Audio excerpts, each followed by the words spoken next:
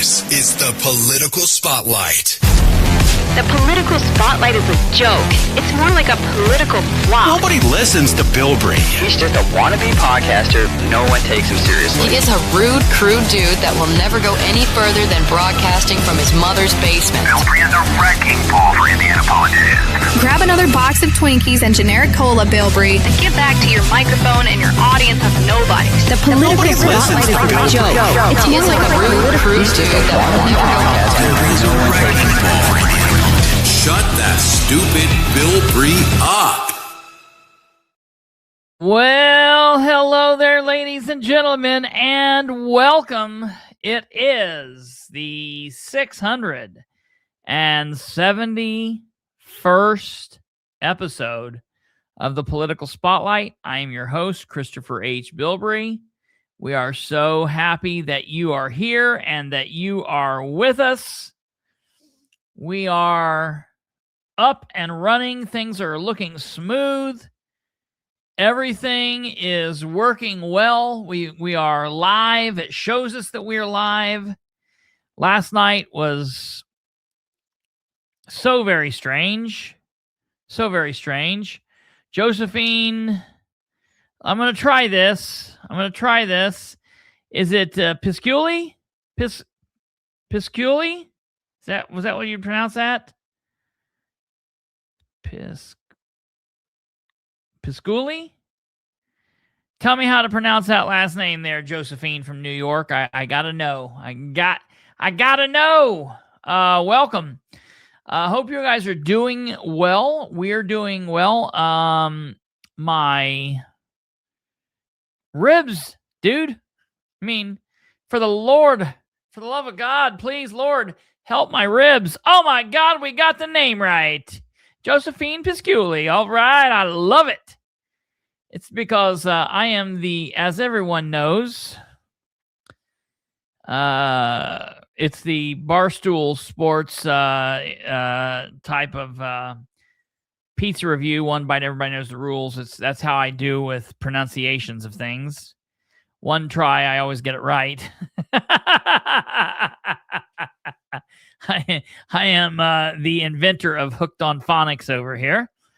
So I'm so glad that we were able to get that name correct. And look at us over here. Well, cool. I'm glad. I don't know if you're normally from here in Muncie, Indiana, or somewhere in East Central Indiana, or if some reason we're getting beamed into your locale there in New York at the moment. Either way, we welcome you and we're happy that you're watching. Ladies and gentlemen, this is the Political Spotlight. As you know, we focus on local, state, and national politics, and we are coming straight from East Central Indiana. Please like, subscribe, click the bell, comment over on the right-hand side, and above all else, share the show for everyone you know to help spread the word. Oh, Josephine Pisculi. Let me tell you then, that's interesting that you say that right now. Let me tell you what's happening. Being a little Sicilian, you say. Very, very interesting. My brother right now, as we speak, is on your little island there. Sicily, in Sicily.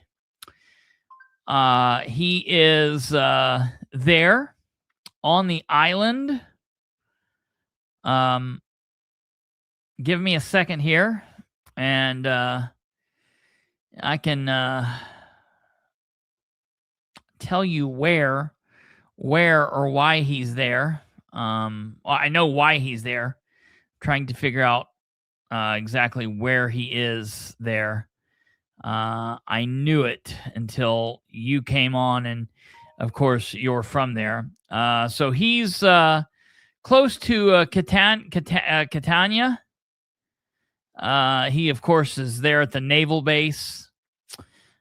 He's in the he is United States naval officer. Is he a lieutenant? Would he be an officer? He's an officer. I thought he was. I'm not in the military, so I don't know. I look to Kate and Niles for all that information. So, I wish I was in Sicily. Oh yeah. Yeah, it's amazing. He's been over there for right at about 3 years. Matter of fact, he'll be coming home. From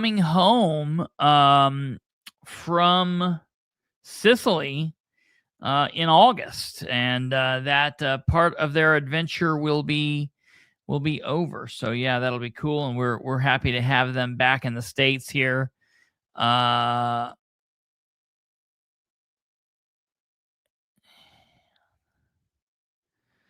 Clinton Hummel, not a Clinton Hummel. Wouldn't he be on the force? On the force? No, that would be my other brother. That would be my other brother, Jake. Jake is down in Wayne County, on the sheriff's department down in Wayne County. Andrew is in the Navy, but he's gay like that, so it is what it is. That works for him. He's gay, just don't tell his wife. I've known for all my life. So let's see here. Okay, a couple of things. We've got their hierarchy is the same. No. Oh no. The stuff that goes on in the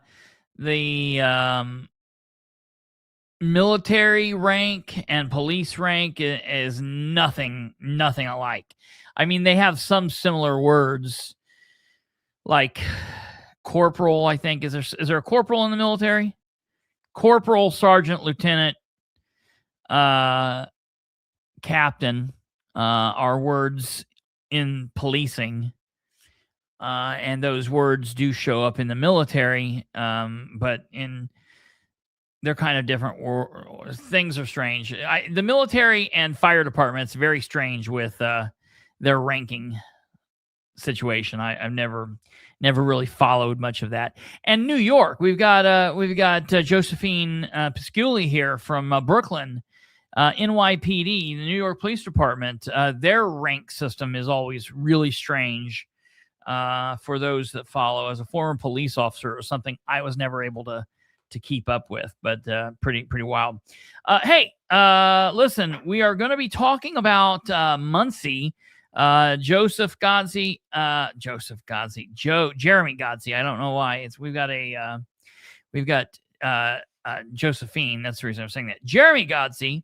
I appreciate your comment there about helping you out with that situation. Let me know how that goes. Obviously something I'll be interested in. Not saying anything about it loudly out loud, obviously, but keep me posted on how it goes. No specific news on Henry County yet. I have a couple irons in the fire where Henry County is concerned. I have some things that I'm checking on from Madison County, following up on our show the other night with Catherine, and to speak to Corey's question, can we have a Connie night? I'm waiting on some things from Henry County and everything going on there, so I will keep you guys posted. Last night, last night we did the show, and as I told everybody last night, outside of the weirdness, outside of the nonsense with the live button and not knowing if we were alive or dead or whatever was going on, I will tell you, yeah, right, I know, it's in my head too. I didn't think last night's show was going to be much because I had a topic I was going to talk, but because of Jackie Fisher, I changed and decided to look at the council meeting, the Delaware County Council meeting, live with all of you.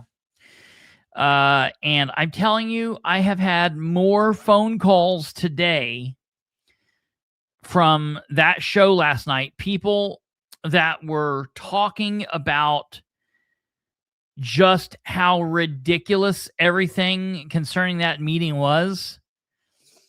I tell you, it's crazy.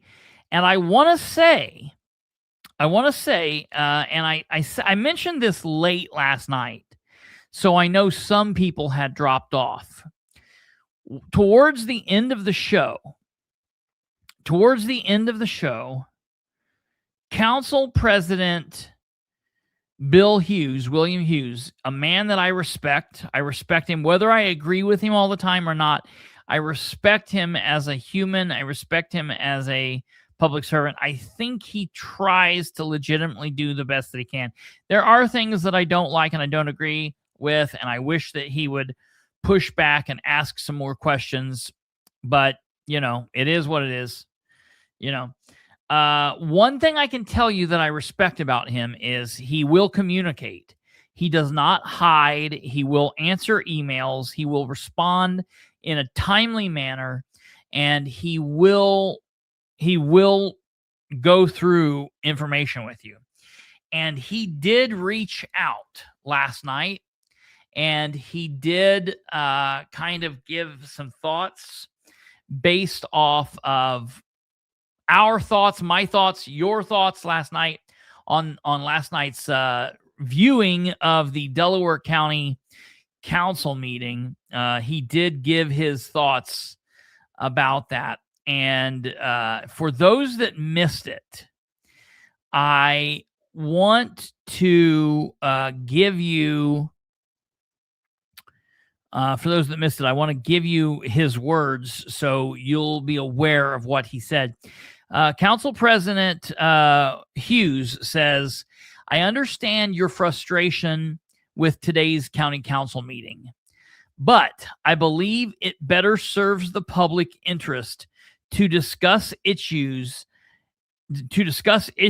such as controls over payroll in an open meeting rather than behind closed doors," which I do agree with 100%. I don't ever want that to be done behind closed doors in secret meetings or one-on-one and us not get to see it. I agree with that.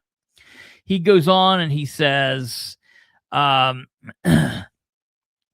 a result of today's meeting, I hope we have improved our process. As you know, government is usually behind the curve, but I hope we can continue to find ways to better serve the taxpayers. The thing is, while I agree with the first part of that, and I do understand that they're generally behind the curve, I think they have to work to try not to be behind the curve. And I think calling what they were discussing yesterday being behind the curve is maybe not the proper wording. It might more be proper to say they're like 50 years too late. These things should have been in place, and some of the stuff being discussed in this ordinance and in the various things that they were talking about should have already been in place 10, 20, 30, 40, 50 years ago. They're decades behind the curve. So that's that. But, I guess, look, if it was all perfect and it was exactly what I wanted, we wouldn't have a show now, would we? So I guess there's that. So I wanted to let you know that. I also want to let you know that I am in the process of getting some information figured out from yesterday's meeting, in the process of looking into a kind of a deep dive into OpenGov.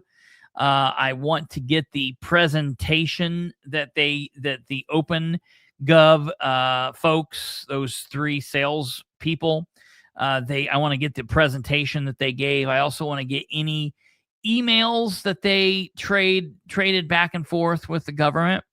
I've also looking into a record request, reference Mike Ashley's comments.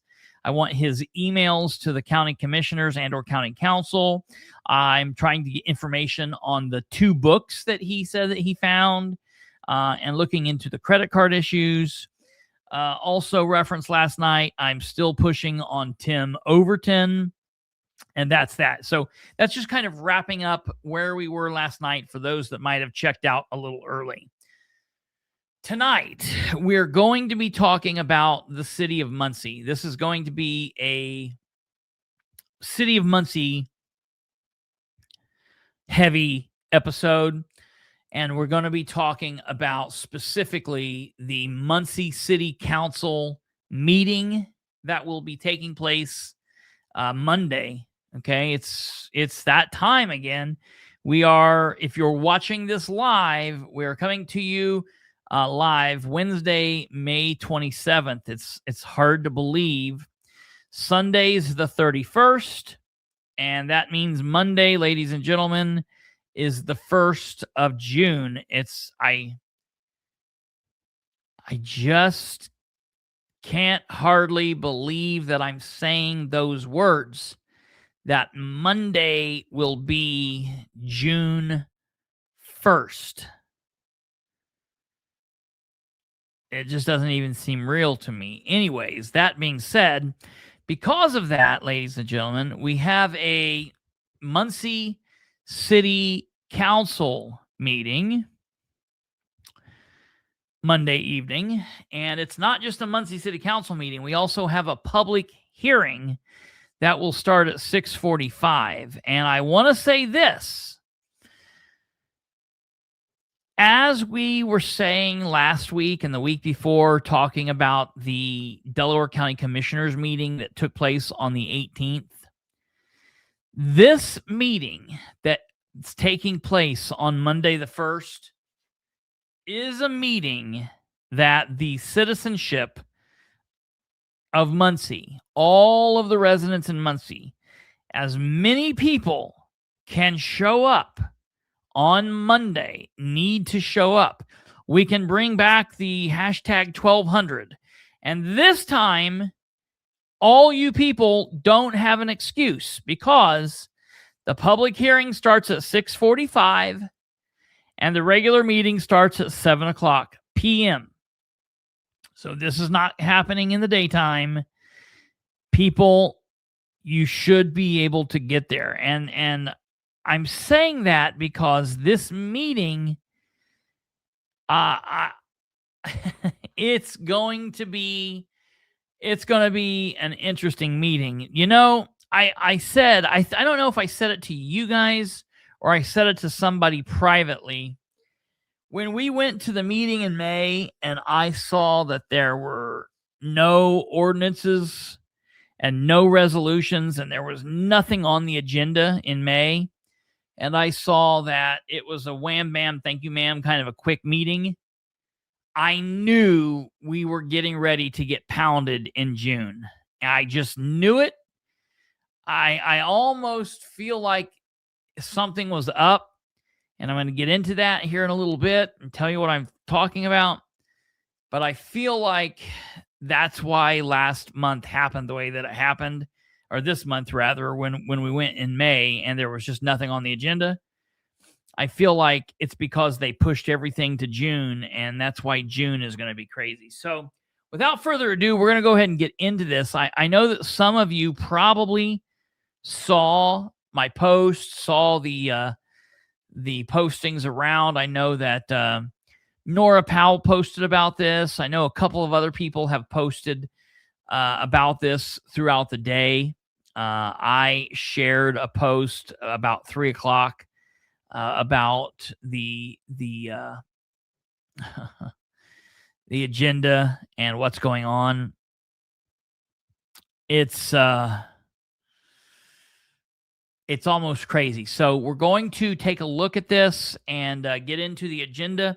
We'll go through the agenda how we always do. We're going to go through it line by line, and I'm going to break down some of these ordinances and tell you what these ordinances are.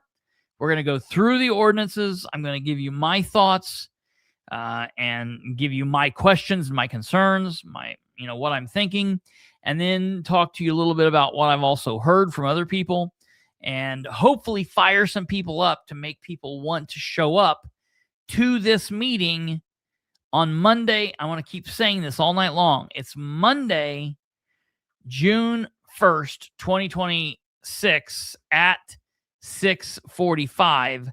I want to make sure that we can get people there in the seats, because we need people to be there at the meetings, and I want to make sure that there are people there, because we need people to speak. We need the council to see that there are people there, and I want to make sure that it's not just the same lame ass little few people. Okay, Monday, June 1st, 2026 at 6:45. That's when the public hearing starts.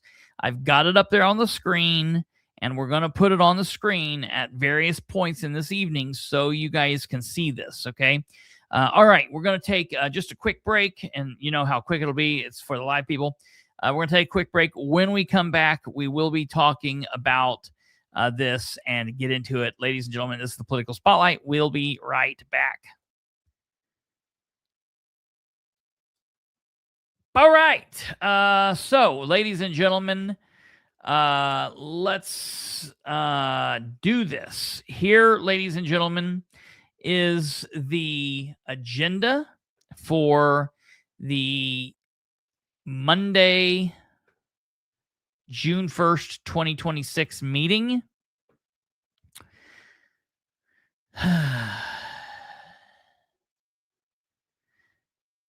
It's too much at once if you ask a lot of people. Tell me what you mean, Stumblefoot. Tell me what you mean by that. So, okay, let me blow this up here so you guys can see it. We can make sure that you guys can get what's happening here. All right. So, there we go. All right. Muncie. That's right, Elden Ring. Absolutely. Public hearing, 6:45, first floor, City Hall Auditorium. All right. We're going to hear during that public hearing about Ordinance 10-26 and Ordinance 4, listen to this, additional appropriations, Muncie Police Department. Ooh, okay. We're also going to hear about Ordinance 1126, an ordinance for additional appropriations, Muncie Fire Department. And you know that's right, because if one is going to do it, the other's going to do it. You can't ever have it to where one of them needs money and that's all it is. Okay? That's just what it is. That it's totally crazy to me that that's the situation. We can't ever just have the Muncie Police Department needing money or the fire department needing money, and so they come and ask, and the other organization just says, "Oh, okay, yeah, they need money. We don't need it." By God, if one of them is going to be asking for money, the other one will be there because they need the exact amount of money. For what? It doesn't matter. It doesn't, whatever. Just the fire department can't get one up, or the police department can't get one up. You know how it is. So that's what the public hearing will be about. And we will go through these ordinances here in just a minute. So then after they allow the public to speak, we then go into the regular meeting at 7 p.m. We'll go through the Pledge of Allegiance, the invocation, the citizen recognition, and the roll call. The roll call is for the 9 council members. Okay, the 9 council members that will be there, of course, are Dale Basham, at-large 1, Roselvi, at-large 2, William McIntosh, at-large 3, then Jeff Green, the council president, Nora Powell, District 2, Brandon Garrett, District 3, Sarah Gullion, District 4, Jerry Dishman, District 5, Harold Mason, District 6, and that's what we have. Okay. Now, I want to say before we go any further, This will be the first Muncie City Council meeting in which Ridenour will be on his pre-planned extended leave from work as the mayor of Muncie. And some might say, well, why do you bring that up? What does that matter? Well, I bring that up for a couple of reasons. As we've all been made aware several times over by now, the Muncie Mayor Dan Ridenour, unfortunately, it's a horrible situation. I would rather this not be happening, but unfortunately, he has been diagnosed with cancer, prostate cancer, and he is going to have to be out of work for 6 to 8 weeks. Okay. At first he was saying 6 weeks, then it became a 6 to 8 weeks. I'm just going to assume he's going to be out for 8 weeks. If he comes back earlier, grand, but if he's out for 8 weeks, it is what it is. Okay. And this was announced finally publicly here within the last couple of weeks. And they said that the surgery would be happening on the 1st or 2nd of June, and then he would be out for a period after that. I believe, if I'm not mistaken, he is now officially done. I think he's out of the city of Muncie right now. I think he's probably taking some time off, preparing for the big surgery and doing all of that. So Ridenour will not be there Monday. And as we have been told by everybody, I found it out through sources. I released this information the other day, and it's now been released several other places, that the person that will be taking over the duties of the mayor while the mayor is gone isn't a deputy mayor. We don't have a deputy mayor. The deputy mayor spot was unfunded. And it's not like he can just pick somebody. I've had a lot of people say, why did he pick the person that he picked? Well, he didn't just willy-nilly pick somebody. Because I think if he would have, or if he could have picked whoever he wanted, I think he would have probably picked somebody different. I don't know that he would have specifically picked the person that he did. But Indiana code lays out how the mayor is to react and how what's supposed to happen in these times.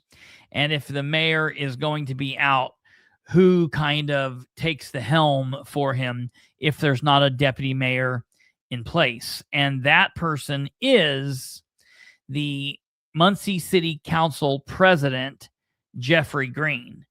And so Jeff Green will be taking over Ridenour's duties while he's gone. And now what's interesting about this is Ridenour has made it very clear to say that, Stumblefoot.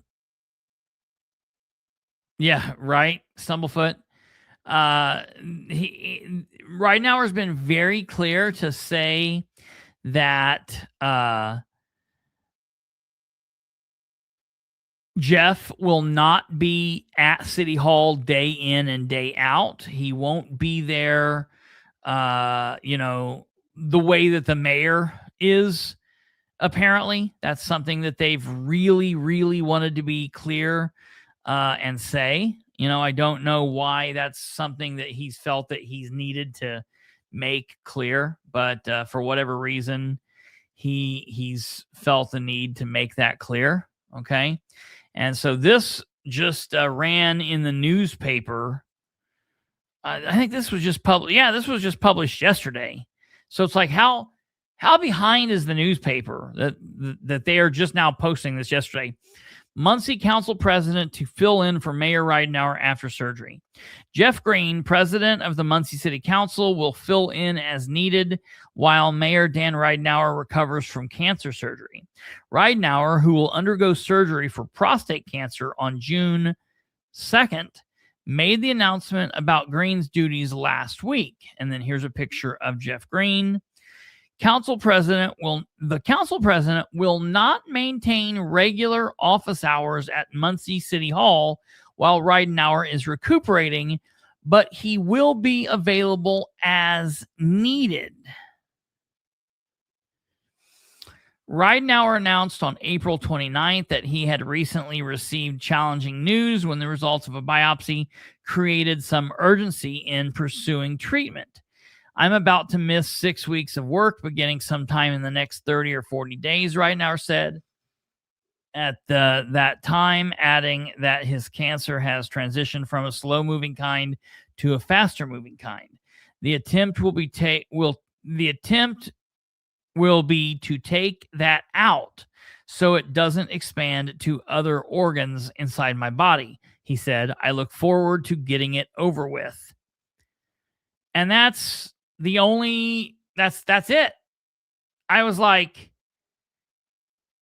that's all? There's nothing. I feel like there's a whole other section missing. That's it. That was all we got. I was shocked that it was that. I was shocked. It was so strange. That's all we got. All right. Anyways, my question before we get into the agenda is, and this has to be, yeah, right.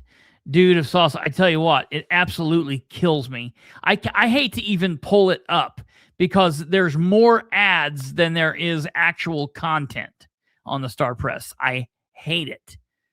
I digress. My first question is, hello, Six Puppies. So since he's not going to be there Monday through Friday from 8 to 4, 9 to 5, or whatever the hours are they work. My question is, in the period that he is there, if he does have to go in and work or do something, is he going to get paid for that time? Because they get paid as city councilors' salary. They get paid a set salary, and it doesn't matter if they do one meeting or if they have to do a special meeting or if they have to make phone calls or emails. They get paid a set salary. So if he has to go in and do double or extra work, will he be getting paid? Or will he not be getting paid? I have to ask this question, and I'm letting everyone know ahead of time. I'm going to be asking this at the council meeting. I am going to attempt to email this out tomorrow to both Jeff Green and the mayor's administration. I am going to send it to the mayor's office, to his personal email. I'm also going to send it to his communications director and to his personal secretary. Okay? And I'm going to hope that we get some kind of response. If we do not get a response back, or if I get some kind of nonsensical response, I will be asking it at the council meeting. And if or when somebody says or says that I'm being cruel or how dare I'm going to come unglued, just FYI, because this is a legitimate question that has to be asked. It has to be answered, and it should have been answered prior to right now. And the fact that it hasn't been is a fault of Mayor Ridenour's, and it's a fault of, I guess, apparently Jeff Green's, because one or the other should have put this information out.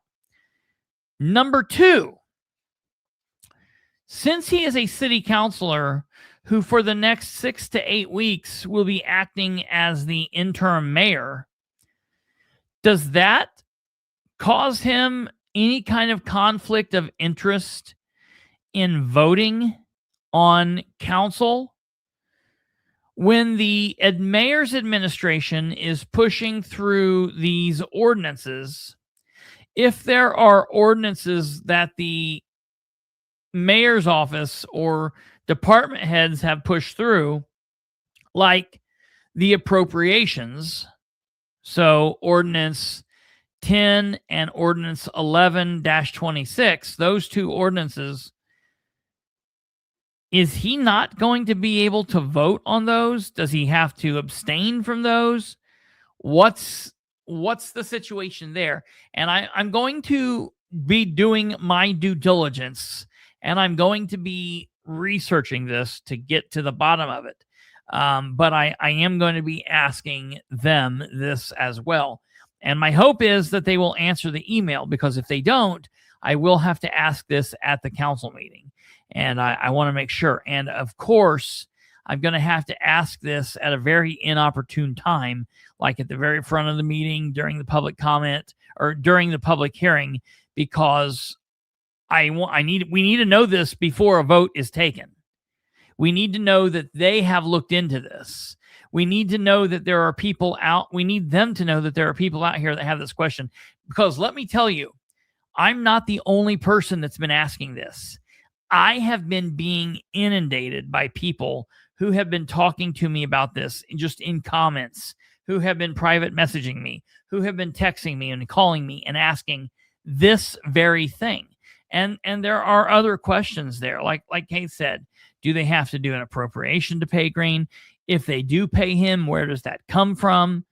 There are a lot of questions involved with this.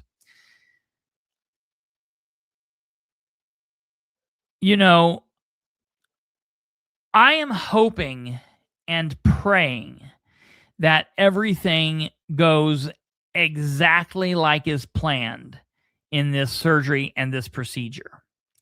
I'm going to talk just for a moment about a very unpleasant topic, and I want to be very clear.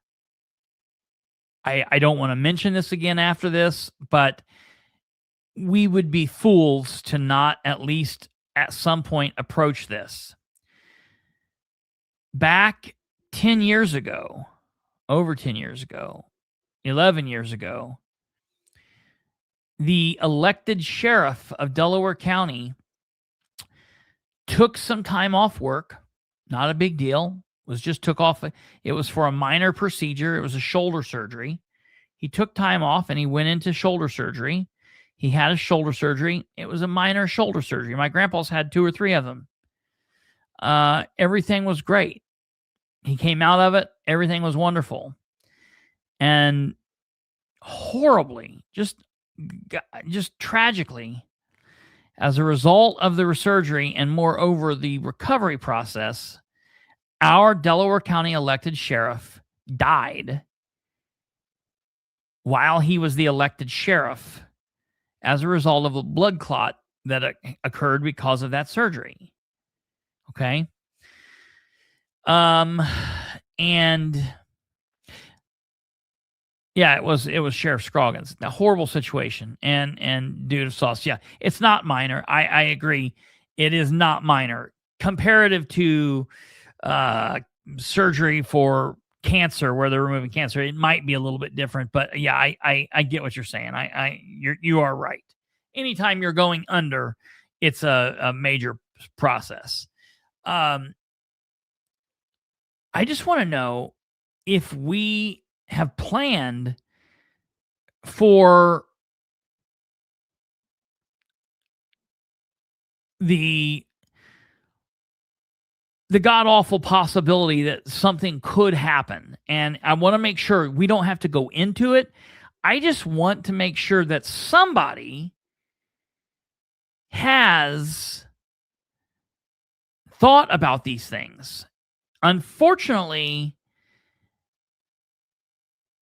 when you're in positions like this, you have to think about things like this. Because if you don't, it's a problem. That's like having little kids and not having a will or not having a plan on who would take them if something would happen. When you are an elected official, that's the CEO, when you're the executive official, you have to have steps in place. So I just want to make sure that our government is acting like a government and they are doing the adult thing. Okay. We're praying and hoping for the best. And I'm sure that everything's going to go smoothly. But I'm sure that Sheriff Scroggins thought that too. I can be the asshole if I need to be asshole. I don't think that makes me the asshole, but if it does, I will kindly, gladly, and proudly wear that hat, because I think all that does is make me an adult. I just want to throw that out there. The reason I'm talking about this is what you're getting ready to see. The rest of this agenda is really crazy stuff for the fact that we don't have a mayor at the helm right now, and that we won't have a mayor at the helm right now. This is wild stuff that we're getting ready to see from this point on out. So, all right, ladies and gentlemen, after we went through the roll call, we then moved down to the approval of minutes, and then straight into appointments to boards and commissions at council's discretion. We will have Amber will probably fill in. Human Rights Commission, they need one person on the board. Muncie Animal Care and Services, they need 2 people. One of them has to be a veterinarian. That should be a pretty simple thing. Yeah, we should always have a worst case scenario plan. Right. That's the reason that, they make sure that the president and the vice president don't go to certain things together. That's the reason when they do the when they do the State of the Union and they do other big deal speeches, when everybody's there, they always have the designated survivor stay behind, because you have to plan for the shit to hit the fan. If you don't, it's a problem. So we then go into committee reports, ordinances previously introduced, which we have none, and then we go into new ordinances, which we will see ordinance 9-26, an ordinance of the city of Muncie, Indiana, approving matters related to lease financing of fire station project. What are we talking about? Well, you will soon find out. Next, ordinance 10-26, an ordinance for additional appropriations, Muncie Police Department. Ordinance 11-26, an ordinance for additional appropriations, Muncie Fire Department. Ordinance 12-26, being an ordinance to amend the City of Muncie's comprehensive zoning ordinance from the R2 residence zone to the BV variety business zone on premises located at 4600 North Wheeling Avenue, Muncie, Indiana. Okay. Then we go into resolutions. Resolution 8-26, a resolution of the Common Council of the City of Muncie authorizing an investigation into the financial operations. Let me raise this up so you can see it. Financial operations and internal controls of the city controller's office. Interesting. Then there's the tabled ordinance. Of course, this has been tabled for a while now, and that's resolution 4-26. Common Council of City of Muncie, Indiana, resolution approving interlocal agreement for the housing and operating of municipal drones. Tabled on March 2026, and it expires in September 2026. We then go into other business, which, as you know, other business is public comment and concern, and then the meeting will be adjourned. All right, ladies and gentlemen, that is the agenda. Now let's get into what we will actually be seeing. Ladies and gentlemen, starting with ordinance 9-26. Okay, 9-26 is an ordinance of the City of Muncie approving matters related to the lease financing of fire station project. Okay. Whereas petition in 4 or more counterparts signed, whereas a petition in 4 or more counterparts signed by at least 50 taxpayers of the city of Muncie, Indiana, has been filed with the Common Council of the city requesting the acquisition, construction, and equipping of a nonprofit building corporation of a new fire station to replace the existing fire station number 5 and all necessary and related improvements and equipment in connection therewith, collectively the project. The leasing by the city of the project from the building corporation for the purpose of financing the project, and the issuance of bonds by the building corporation to pay certain costs of the project. Now, I want to know, ladies and gentlemen, right here, right now, why are we not doing this via the bot process? Which is what they told us when we did the last fire station was the end-all be-all. This is what we need to do. We should be doing this. Why aren't we doing this? This is the grandest thing ever. This is how we're going to do everything from now on out. Why are we going to do it this way instead of how we did the last one? Is it because the last one wasn't as great a plan as we said it would be? Who said that? Did Kristopher Bilbrey say that? I think I did. Okay. Brenda says, how many days does a clerk have to provide? So when we're talking local, Brenda, when we're talking local or state, it's not FOIA. FOIA is federal. When we're talking local, and it's the same thing. So I'm not being a dick. It's the same thing. FOIA is Federal Freedom of Information Act. At the local level, it is APRA, Access to Public Record Act. And there isn't a certain amount of days specifically they have to send anything. However, I will request this petition. And when I request it tomorrow, I'll probably have it tomorrow afternoon. The clerk's office in Muncie is generally pretty quick in getting the petition to me. So I need to write that down. Request petition.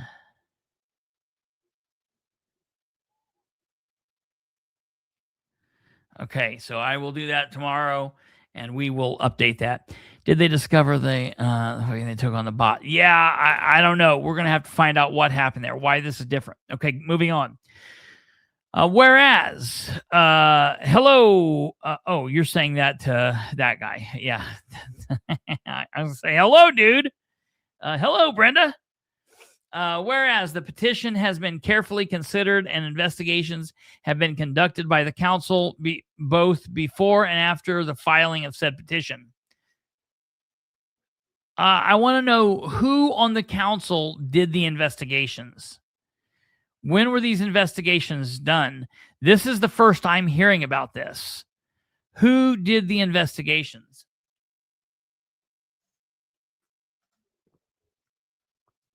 What was done? What did they learn?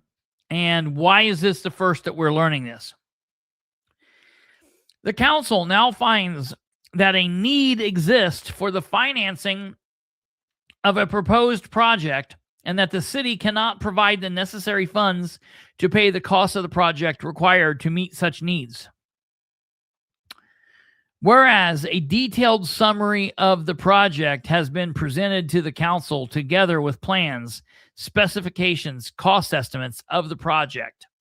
And whereas the proposed lease, the lease for the project, including temporary facilities during the construction of the project, between the building corporation and the lessor and the city as leasee, has been submitted to the council, and whereas it's deemed desirable to proceed with the necessary negotiations and all other steps necessary for the financing of the project by the building corporation and the lease of the premises to the city. And whereas notice of hearing on the lease pursuant to provisions of Indiana Code 36.1.10.13 and 531 has been duly published in the Star Press, and a hearing was held on the lease to determine the necessity for the execution of the lease and whether the lease rental provided is fair and reasonable rental for the premises. When was this held? Whereas the county has imposed a local income tax pursuant to Indiana Code 6-3.6, which local income tax includes an expenditure rate, economic development distribution amount allocated to the city pursuant to Indiana Code 6.36-69, and the city is recipient of certified distributions of revenues of such income tax herein after the lit revenues. And whereas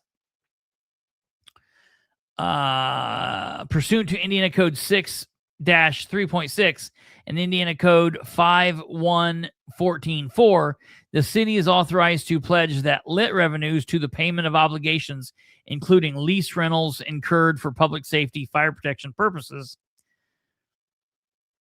And whereas the council has determined that in order to facilitate the market of bonds to be issued by the building corporation to finance the project, it is necessary to pledge the payment of the lease rentals under the lease, the lit revenues, and to the extent such lit revenues are not sufficient, an ad valorem property tax on all taxable property, both real and personal, within the city. And whereas the council finds that the city has previously pledged the lit revenues to the payment of the lease rentals due under the lease agreement dated October 7th, 2014, between the Muncie Edit Building Corporation and as lessor and the City of Muncie Redevelopment Commission as leasee, and amended to the date hereof the Horizon Center lease, which rentals are due on June 15th and December 15th of each year, over a period ending on December 15th, 2038, and which secure in part the City of Muncie, Indiana Economic Development Revenue Bonds Series 2014A, the Horizon Center Garage Project, and the City of Muncie, Indiana Taxable Economic Development Revenue Bonds Series 2014B, Horizon Center Garage Project, dated October 30th, 2014, collectively the 2014 bonds, and maturing semi-annually on February 1st and August 1st over a period ending on February 1st, 2039.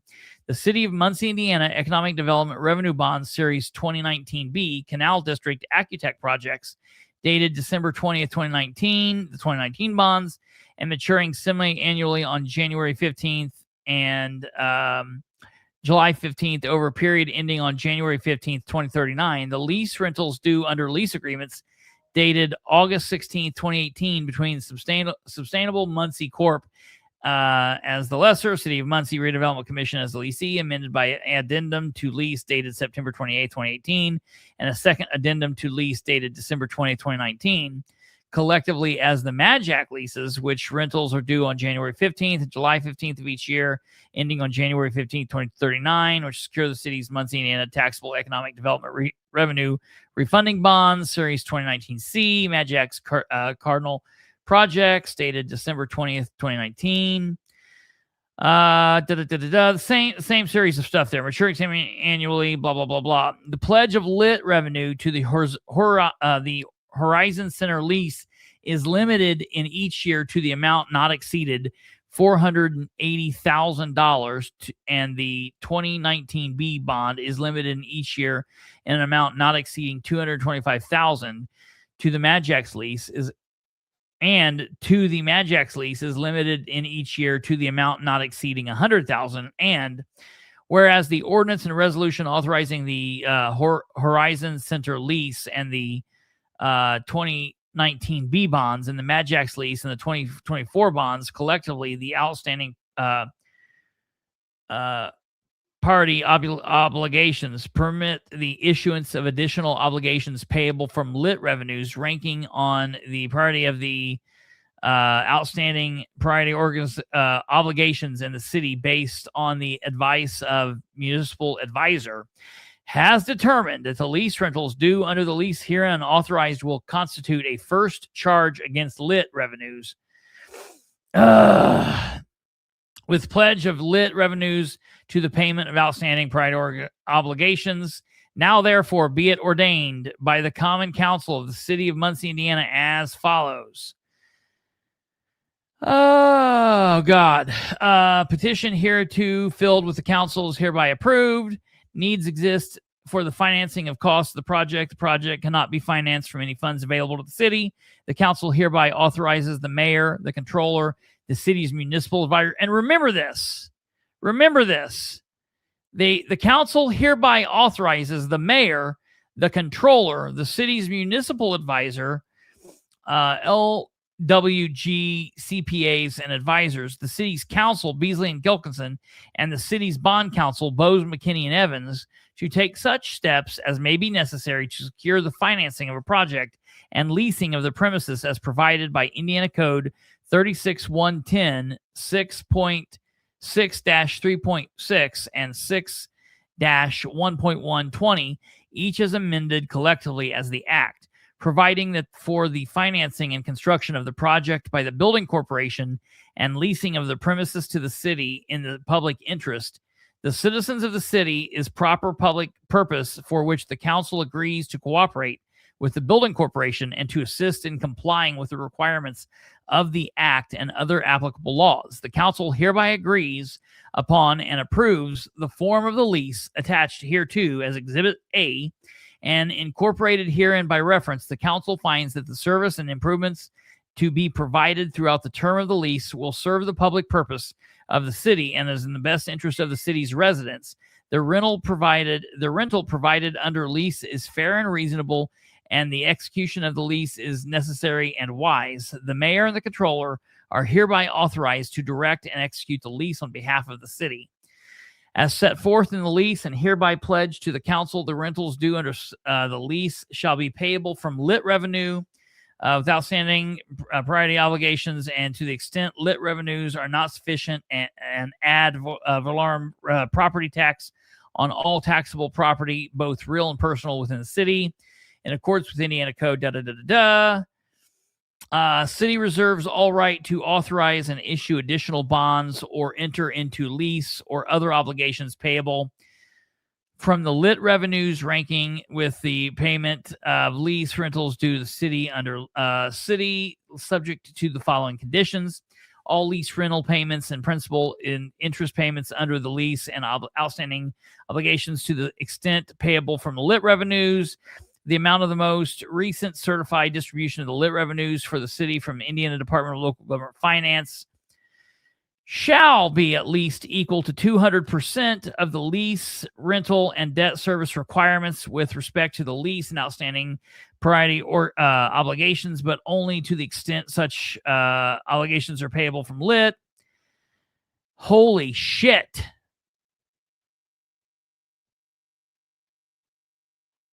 I'm broken, I think. You know, there's only 30 more pages of this. And here's the problem. Here's the serious issue.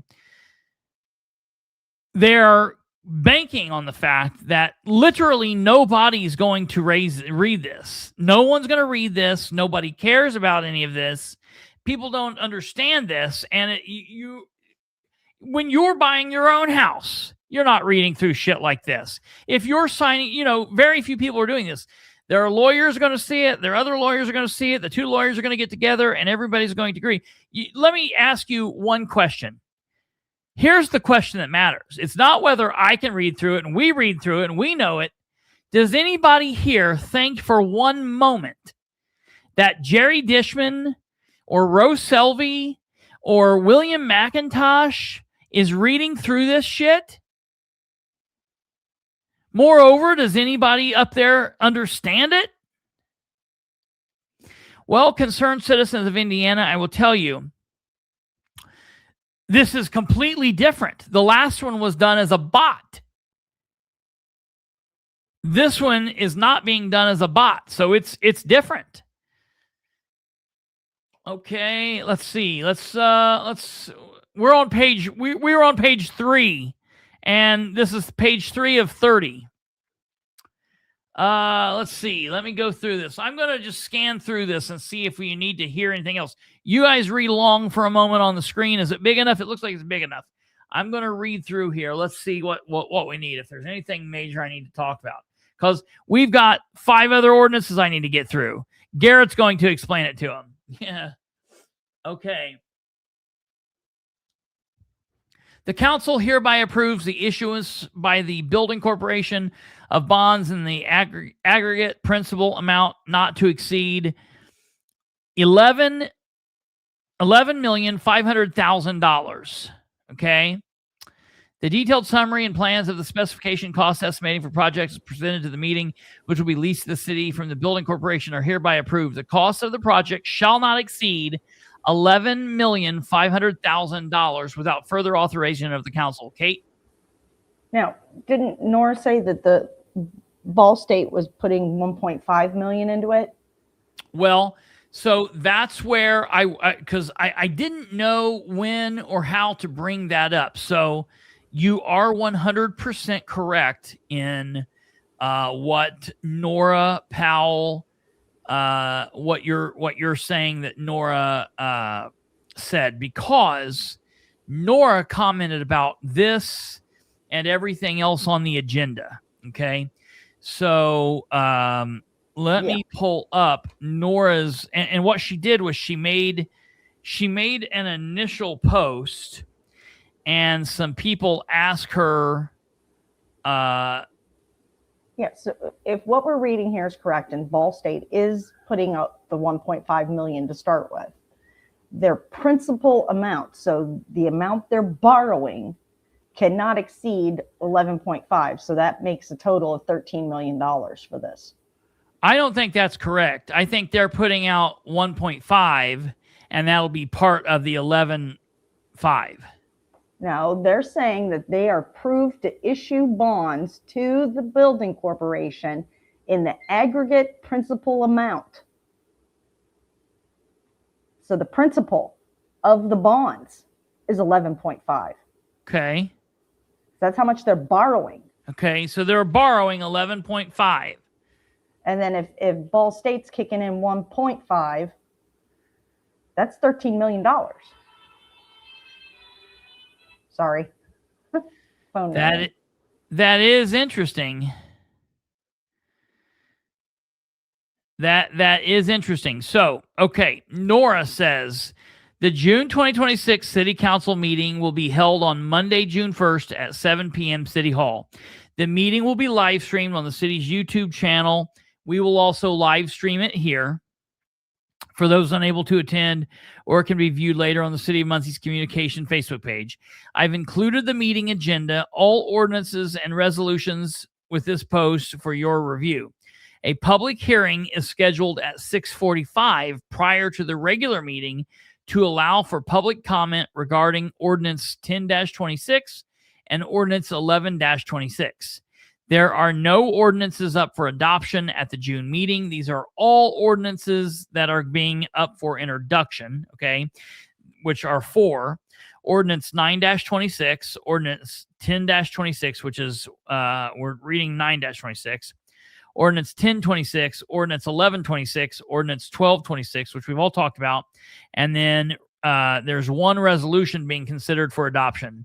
Resolutions differ from ordinances in they are only required one reading before the final action is taken. Resolutions often deal with temporary matters, directing staff, adopting policies, or approving specific actions like contracts. Resolution 8-26 is on the agenda. Resolution 4-26 was tabled in March, and an item can remain tabled for 6 months. There will probably be no action with that. There is one appointment to the Human Rights Commission. As always, members of the public are invited to comment on any agenda item as it's being considered during the meeting. You are also welcome to speak during the other business portion of the meeting, but you must sign up with the city clerk prior to the meeting. And I don't agree with that. I don't agree with that, and I'm going to fight about that. Again, you can sign up if you so choose. You don't have to. You come to the meeting, and if you don't sign up, you can just say, I want to speak at the end, and if they try to fight you on that, I'll help you fight it. But you don't have to sign up. You don't have to give your name. You don't have to give your address. And there's not a spot for your address. They just want your name. Just give them a fake name or don't give them any name at all, but whatever.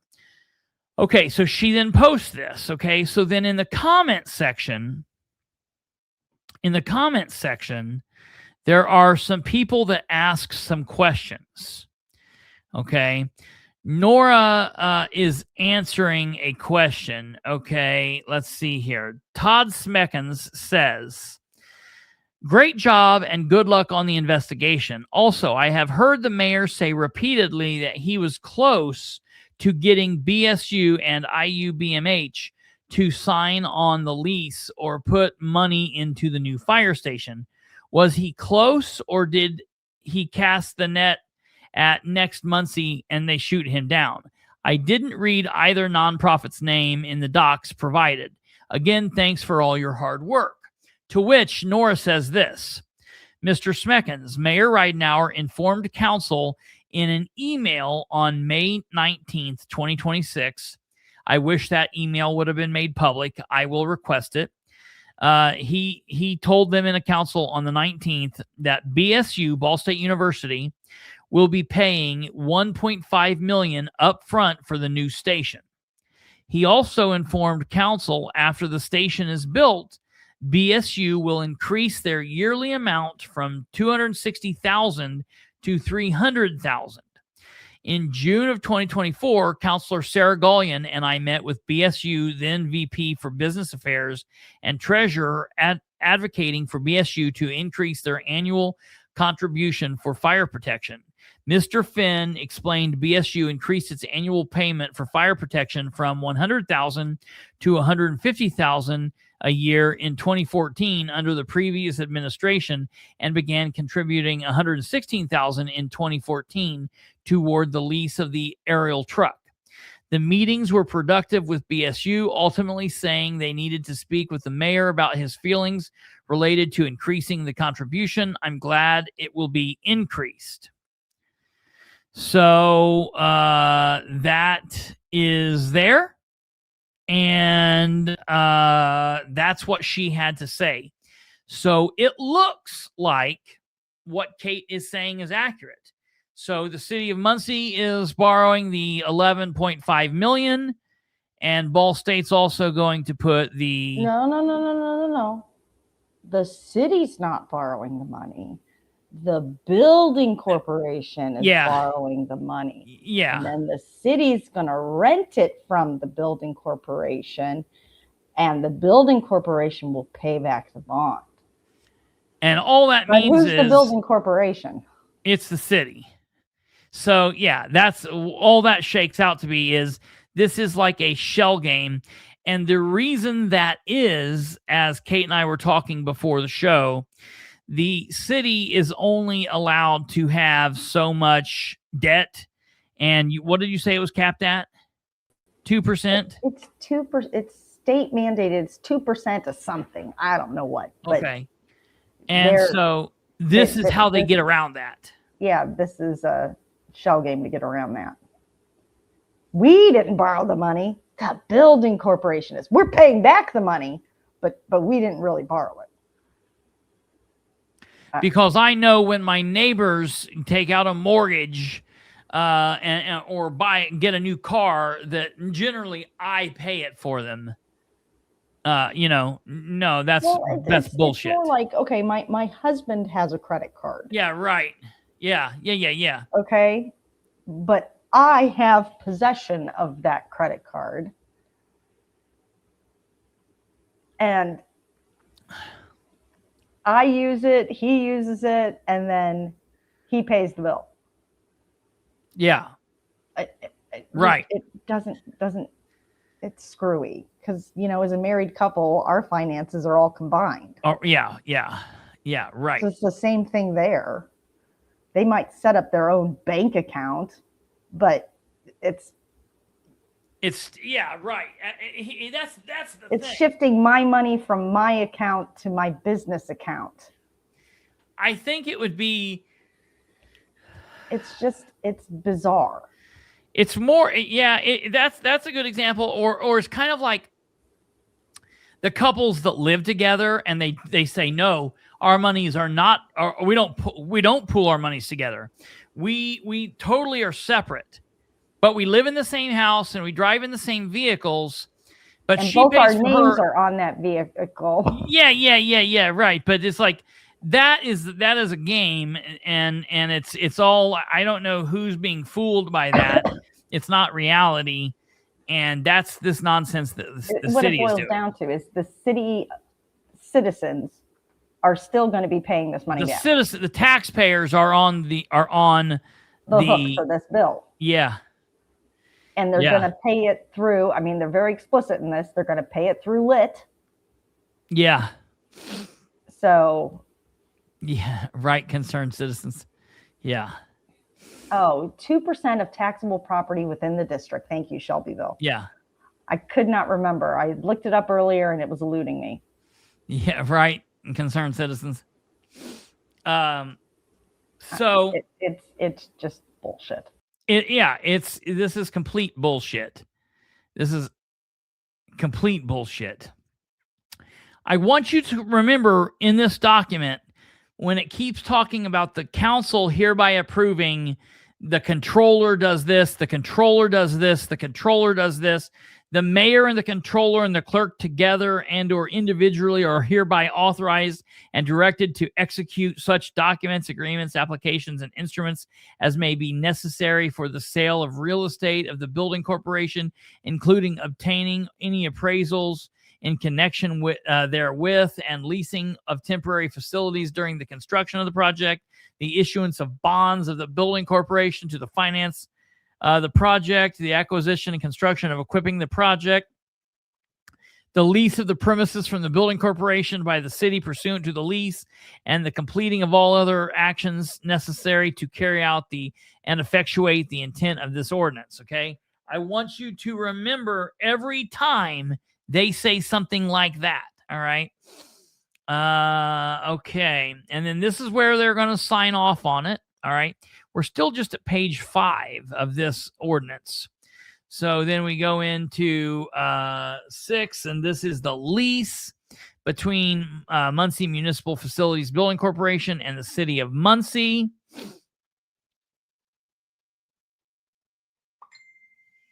So wait, they will pay $13 million and pay to rent out a backup fire station. Yeah.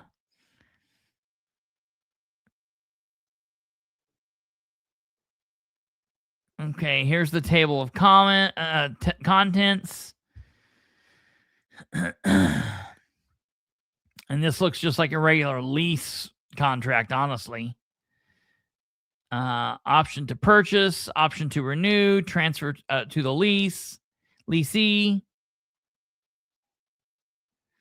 Additional obligations payable from lit revenues, defaults, notices, successor, or assigns. Okay, we're going through. Here's the lease.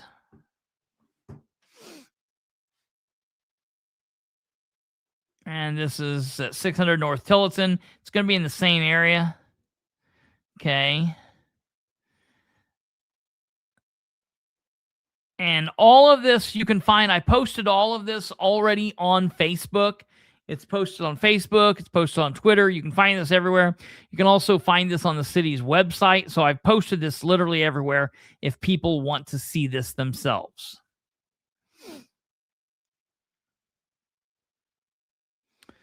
Okay. The leasee agrees to pay rent for the premises at the rate per year during the term of this lease, not to exceed $985,000. Each such semi-annual installment payable as hereinafter described shall be based on the value of that portion of the premises which is complete and ready for use by occupancy of the lease at the time of such semi-annual installment is made. Okay, it's going to be due the June 15th, December 15th. Okay.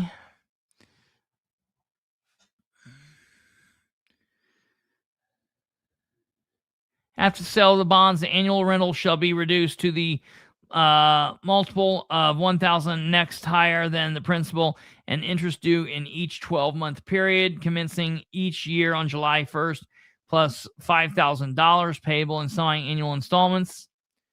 Okay. Let's see here.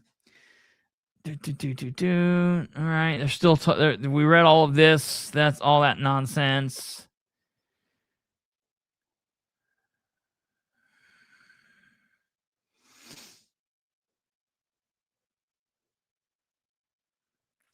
Was there anything major in this, Kate, that you saw in this lease that was a major? Oh, I mean, they said they're paying no more than $1 million a year. Yeah.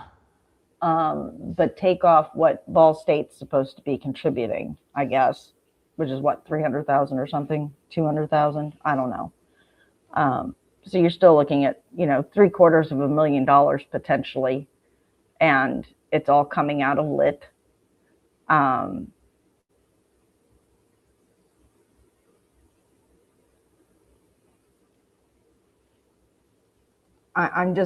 frustrated. I'm frustrated that the city continues to borrow money and they use these loopholes.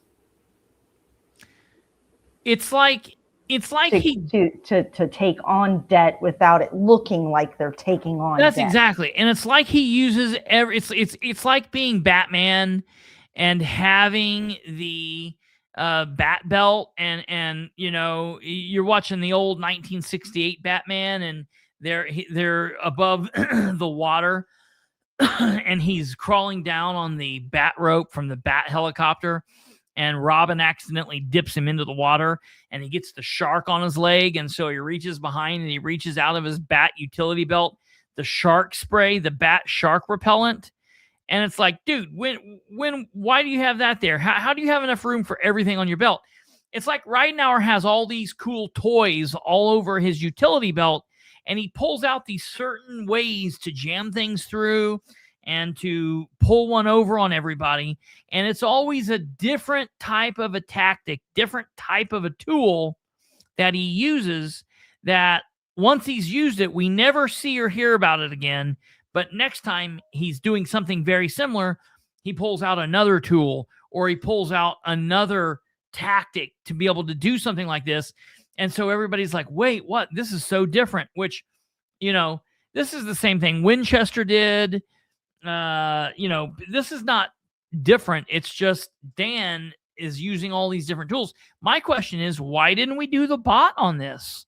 Why are we doing this different than we did the last one? We just did one and they said it was great. So why are we using something different? I think that there is a reason here for that.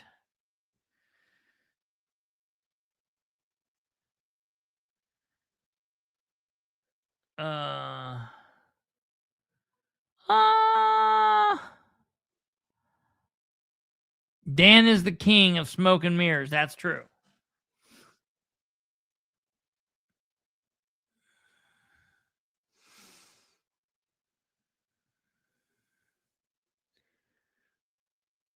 Okay. That was what I had a question about. What? Who is on the board of this building corporation? That was the one thing I don't know. Does anybody know that? So I looked in public notices. I didn't see anything about a public hearing about setting this up. I did look in the Secretary of State, and this was set up in April 26th. Is that right, Kristopher? The tail end of April this year. So like a month ago. Yeah. Is when they set up the building corporation. So who are the people that are sitting on that board? Yeah.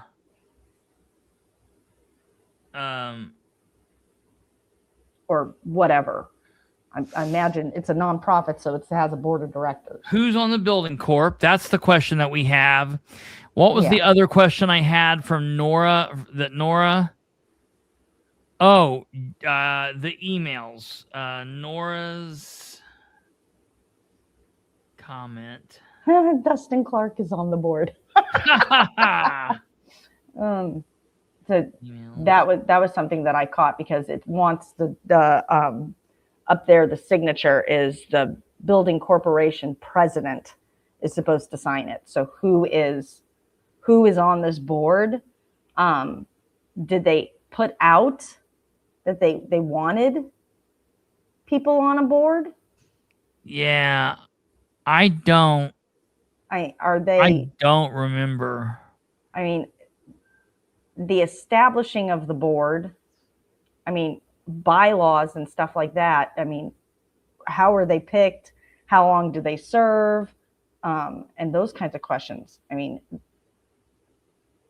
this thing is a month old. Yeah. So I have a lot of questions about just the building corporation itself. That's good. I will send that question out. That's a good question to ask. Okay, here's this. Dennis Otten. That's the attorney. Exhibit A to lease between City of Muncie Corporation, lessor, and City of Muncie, Indiana leasee, real estate description. And this is the area that'll be at Dustin, Adam, and Isaac. That's hilarious. We're still 10 pages into. I mean, there's still 8 pages of this. And if the reason I have those questions, because even like that page that you just passed. Yeah. Up one. You keep going up.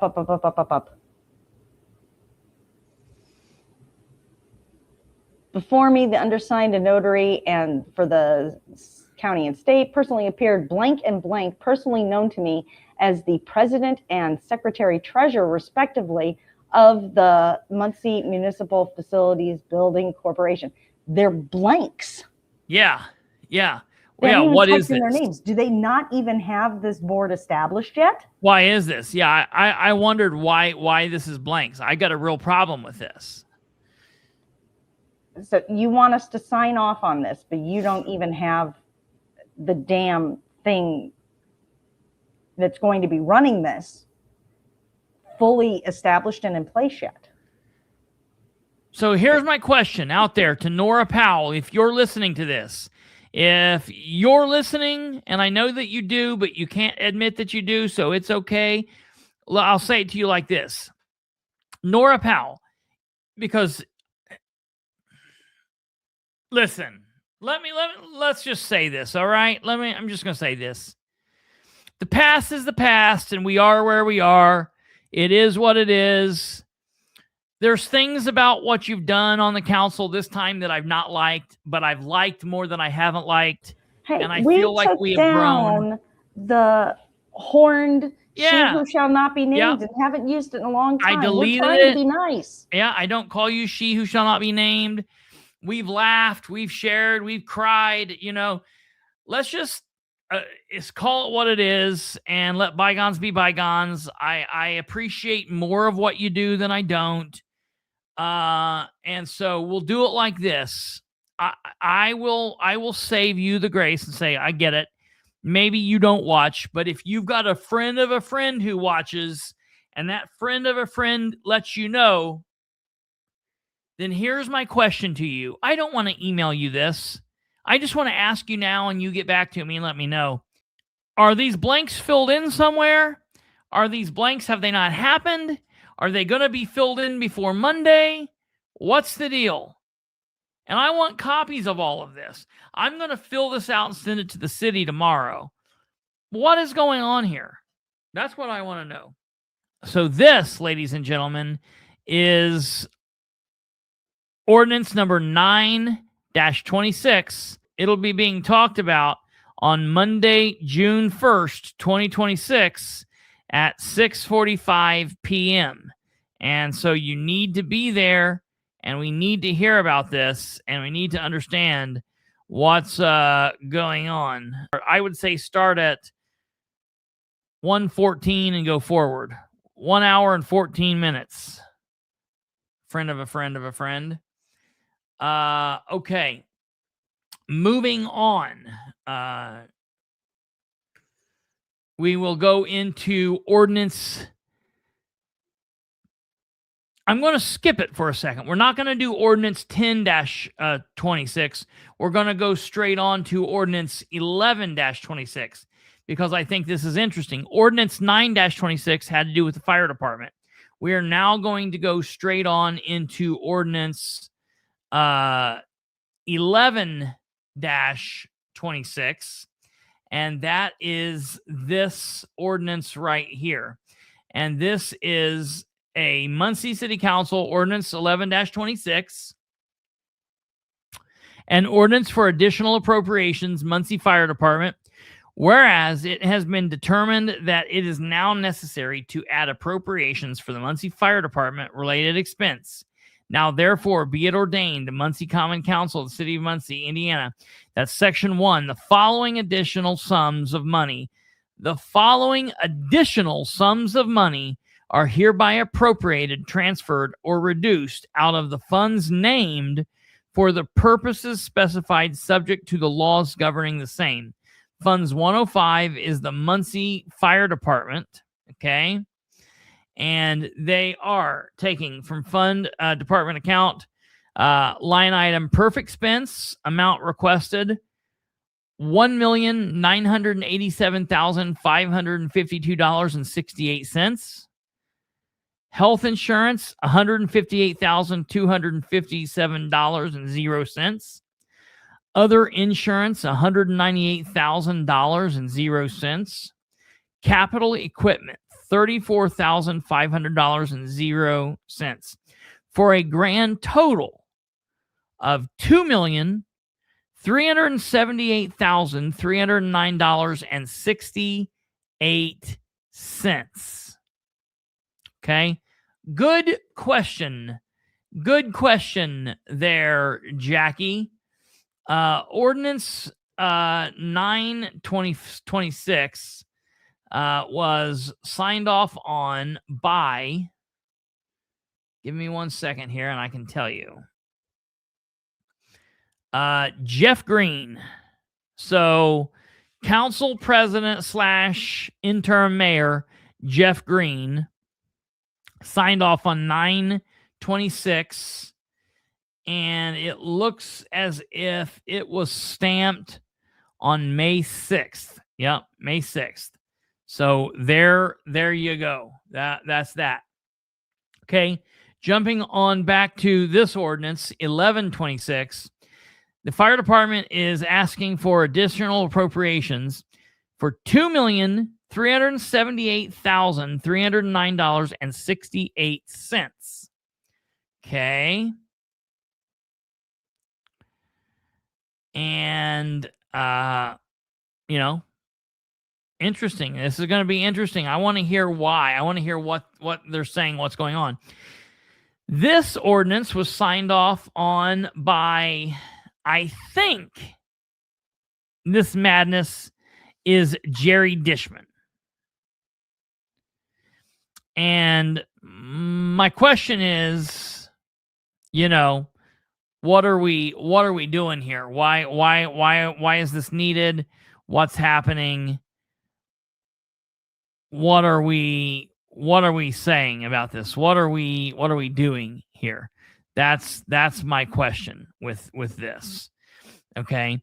So I'm very interested to hear what they have to say and what the spiel is. So that'll be interesting. And I don't know. Maybe it's needed. Maybe it's necessary. Maybe it's not. We're going to have to show up and listen.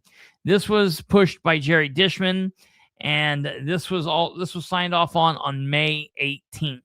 Okay. So now that, and the reason I read that out of order was this was the fire department. Okay. Now we're going to jump back to ordinance 10-26. And ordinance 10-26 is very similar to 11-26. It was also signed off on May 18th, and it was also put forward by Jerry Dishman. Okay. Now, look here. An ordinance for additional appropriations, Muncie Police Department, whereas it has been determined that it is now necessary to add appropriations for the Muncie Police Department related expenses. Now, therefore, be it ordained, the Common Council of the City of Muncie, Indiana, that the following additional sums of money are hereby appropriated, transferred, or reduced out of the funds named for the purposes specified subject to the laws governing the same. Funds 106 is the Muncie Police Department. And they are talking about perf expense, $1,756,000.00. Gas and oil, $370,000, 0 cents. Other supplies, $50,000, 0 cents. Capital equipment, $80,000, 0 cents. For a grand total of $2,256,000 and 0 cents. Again, for what? We'll have to wait and see. And again, like I said, this was pushed by Jerry Dishman. Now, this and the fire department have very similar get up here. This is public notice to taxpayers of proposed additional appropriation. Notice hereby given taxpayers, City of Muncie, Delaware County, Indiana Taxing District, Common Council of City of Muncie will consider the following additional appropriations.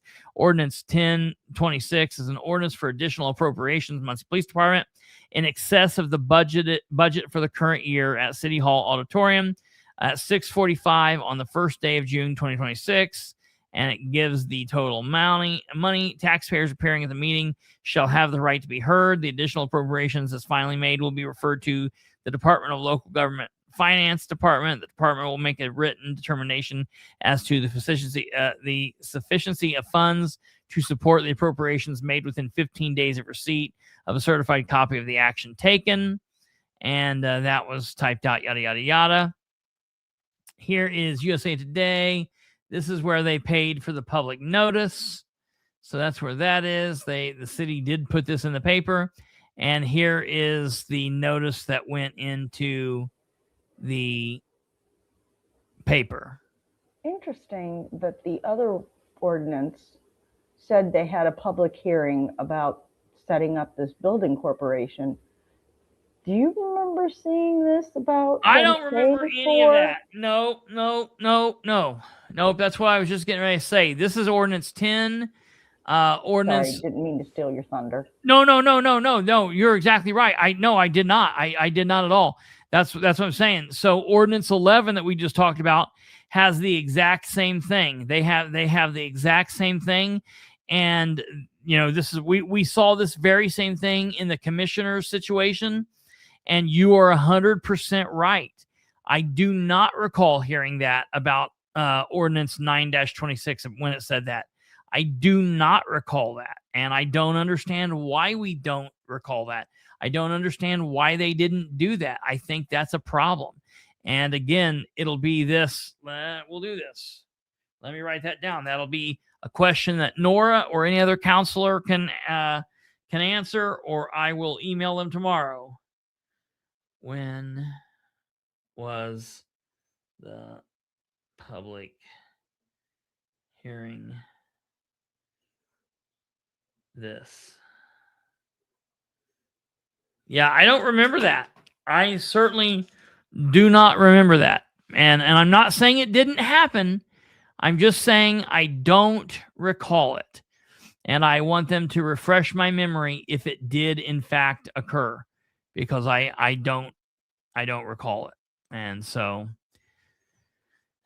it is what it is. Okay.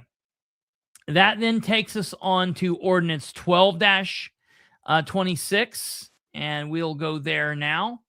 Ordinance 12-26 was filed on May 18th. And it was signed off on by Jerry Dishman. And Ordinance 12-26 is whereas the State Enabling Act for Planning and Zoning empowers the City of Muncie to adopt comprehensive zoning ordinance, also provides for amendments to the said ordinance as need arises.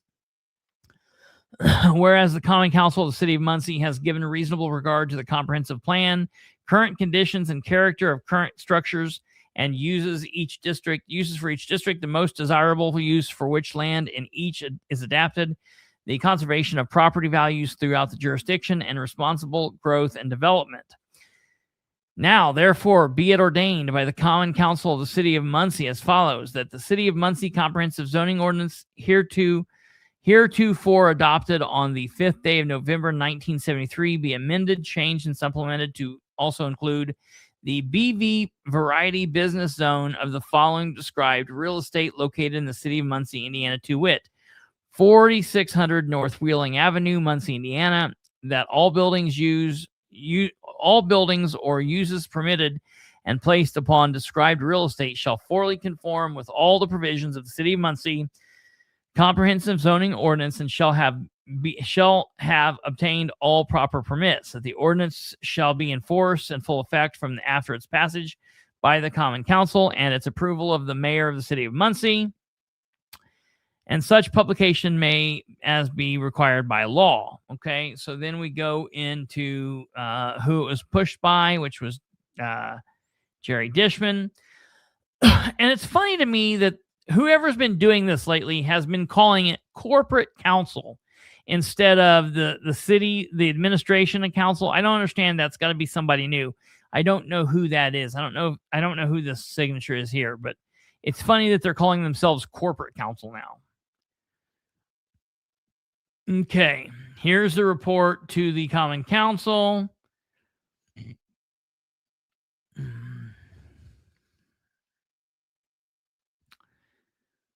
And is this the building they're getting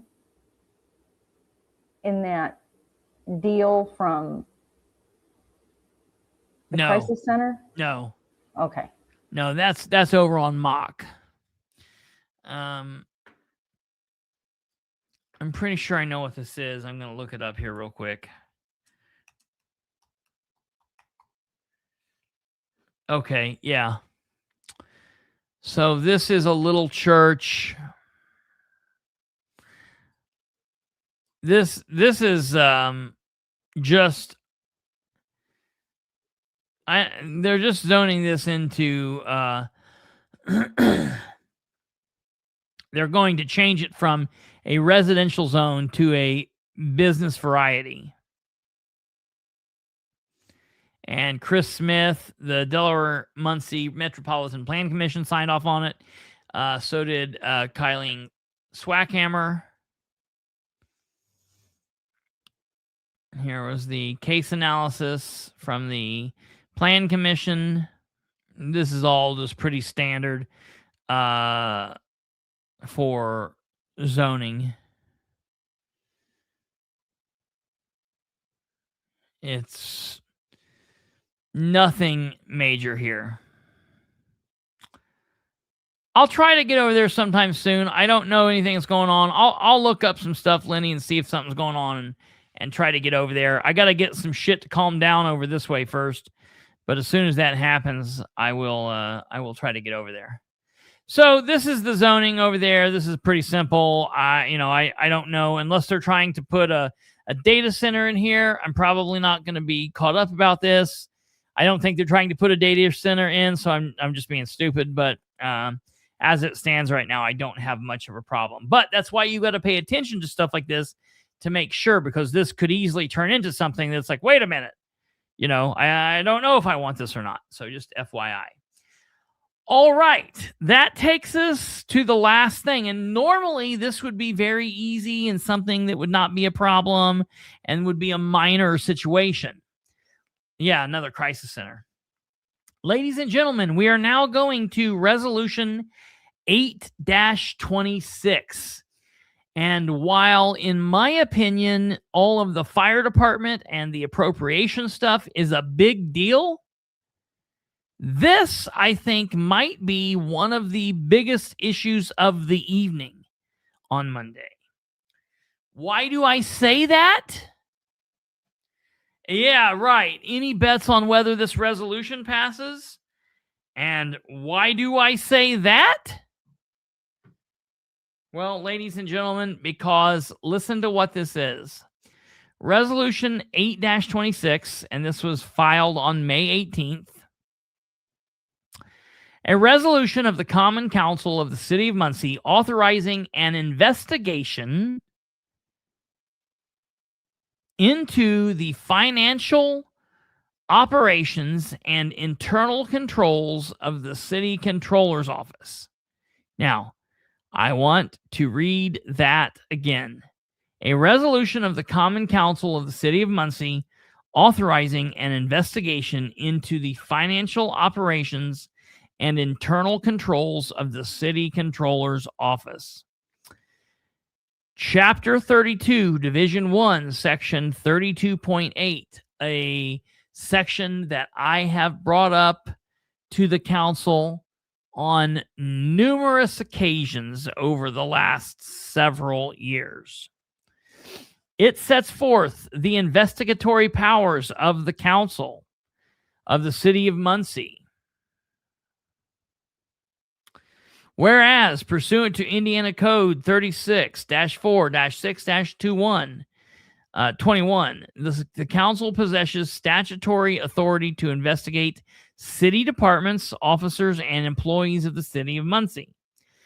Chapter 32, Division 1, Section 32.1, in addition to Indiana Code 511-127, requires the legislative body of a political subdivision to ensure that internal control standards and procedures are adopted and implemented.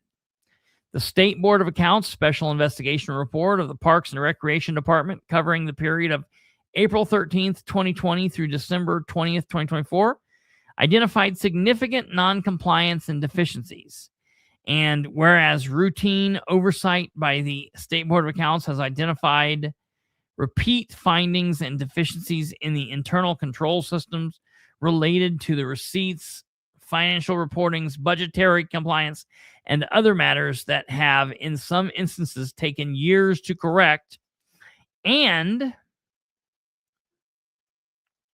whereas the council desires to ensure the accuracy of financial reporting, continued compliance with budget appropriations, and the timely remediation of any continuing or future internal control deficiencies. And whereas to ensure the integrity of the city finances, the council should use every power at its disposal to understand where systems failed, including powers granted under Indiana Code. Now, therefore, be it resolved that by the Common Council of the City of Muncie as follows. Purpose of investigation. The council shall hereby authorize a formal investigation into the operations and internal controls of the City Controller's Office. The goal of this investigation are to ensure non-compliance identified by the State Board of Accounts, SBOA, has been effectively remediated.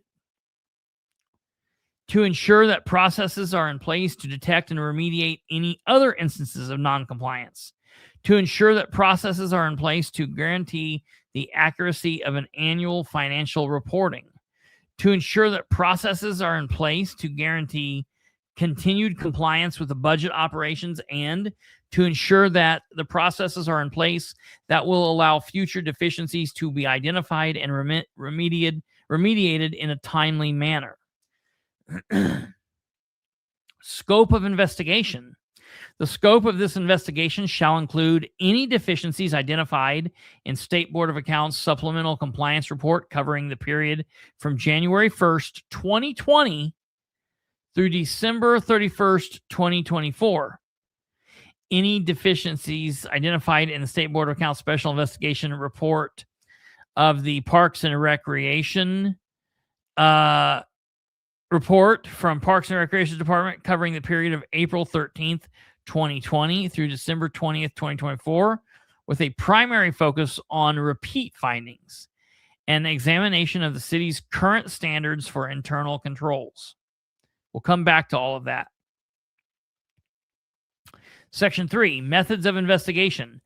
The council shall conduct its investigation through the following methods: review State Board of Accounts and audit reports, review of documentation related to the city's internal control standards, review of corrective action plans filed by the city's controller in response to repeat findings, review of communications between the city controller's office and the State Board of Accounts, and written inquiries into public hearings and obtain additional relevant information from the city controller and relevant accounting staff.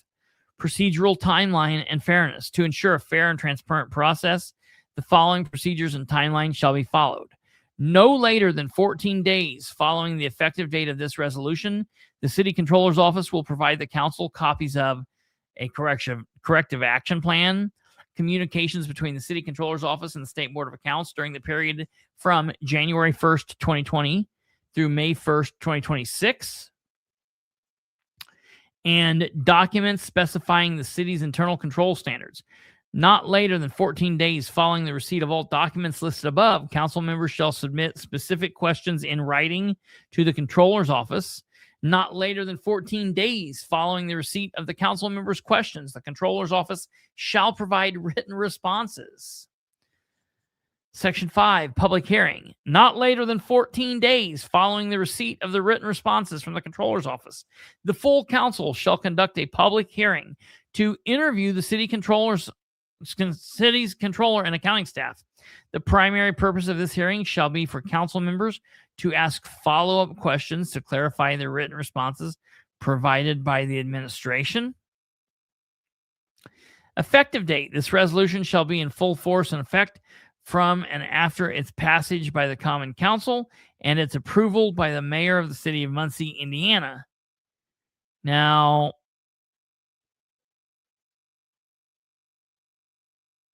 what's that mean? Does that mean they can pass this Monday, but this isn't going to happen for 2 months?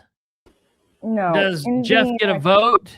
Indiana code says that the interim mayor has all the powers of the mayor. Yeah, sure. So the interim mayor can sign this. Okay. I figured that. I just, will he is one thing, it's going to be interesting to see what happens. And let's see who put that forward. Do we think Jerry Dishman put this forward, ladies and gentlemen? Oh no, it was put forward by Nora Powell. Interesting to me. Interesting.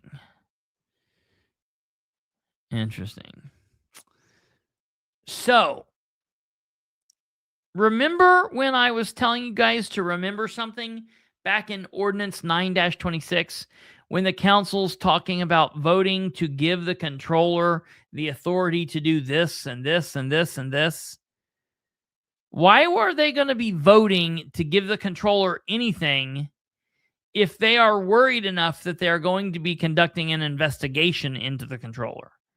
I would probably hold off on passing anything that called for the controller to do anything until this investigation is over. Well, that begs the question, though. Do we think this resolution will even pass? Got a poll down here, everybody. You can, yes or no, you think the council will pass this with a 5-4? I don't know. And it's 5-4. Means there's 5 Republicans. Perfectly reasonable. 4 Democrats. The mayor is a Republican, and the 5-4 is there are 3 Republicans, there are 4 Democrats, and there are 2 trans Republicans. Used to be Democrat, but today they feel like Republicans. So my theory is Nora passed this. Jeff Green's going to be against it. Jeff Green is going to be against it. He will not vote for this. Basham will not vote for this. So there's Green and Basham. They will not vote for this. Period. Green and Basham will not vote for this. So that takes us to 7 council members. That takes us to Nora, to Sarah, to Billy Mack, and Harold Mason. So William, Harold, Nora, Sarah, those 4 will vote in favor of it. Green and Basham will vote against it. So that's 6 council people divided up like that. So that means there are 3 more council people. Okay. That leaves Roe Selvey, Jerry Dishman, and Brandon Garrett. So how do we believe that Garrett, Dishman, and Selvey will vote? Now, I sent a question specific to this to Roe on Facebook. I tagged her. I don't know if she answered. Let me see. Because she had shared the agenda earlier. You know what? I don't think Roe responded. Well, that sucks. Let me go up here to Roe's name. I asked Roe point blank, and I will call her tomorrow and I will ask her.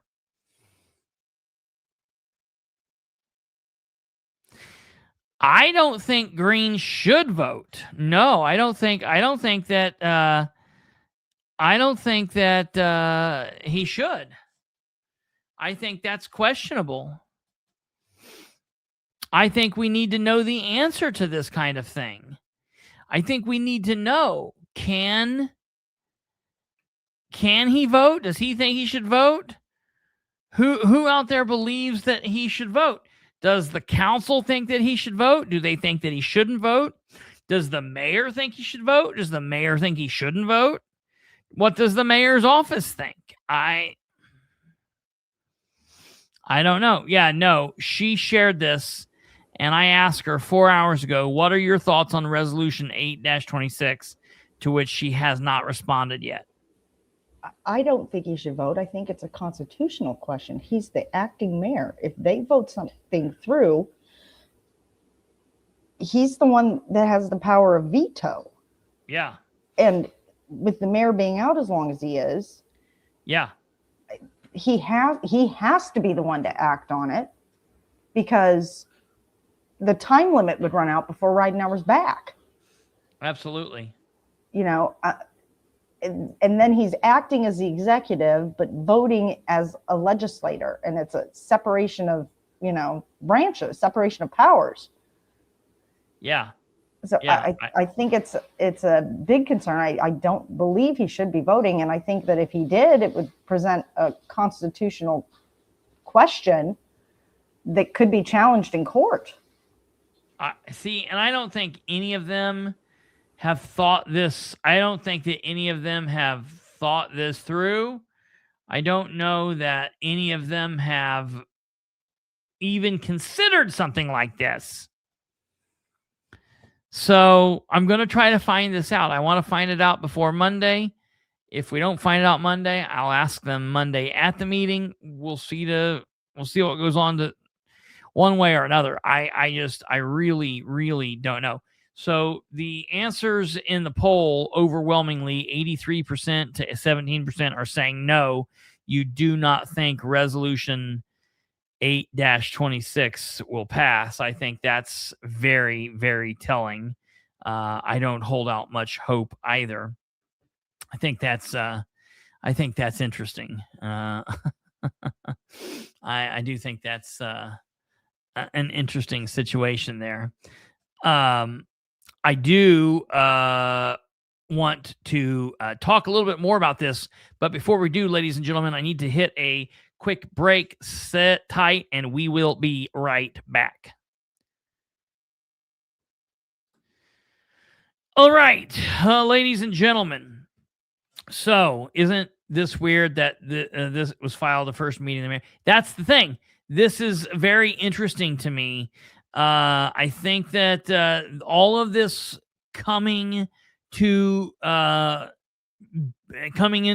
happening right now when this is the first meeting that the mayor is going to be out, I think that's interesting. I had somebody today say that if they were the mayor and they were faced with the same situation that the mayor was faced with, the same situation, and that they were in the situation, they were going to be out, that they would push through a bunch of things that the mayor didn't want to have to deal with, and they just wanted to get done, and things that people wouldn't be happy about, they would push it through during this time, thinking that people would be less able or feeling less able to call him out about it, or less willing to hold him accountable. And I was like, not me, because I'm going to tell you right now, and I feel this way 100%.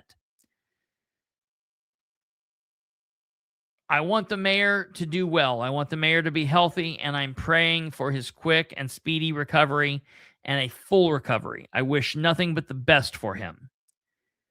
But if the mayor during this process is too sick or too weak or unable to be called out and to be questioned, he is too sick, weak, or unable to serve. And that's just the God's honest truth. Didn't they say he would be at the meeting Monday? I don't know. I didn't see that. Where did you see that? I know they're saying that he goes into surgery on the 2nd. And so I would find it very odd if he would be at the meeting on Monday, because that's the 1st. Please let me know where you would have seen that. I don't know where that would have been. I haven't seen that.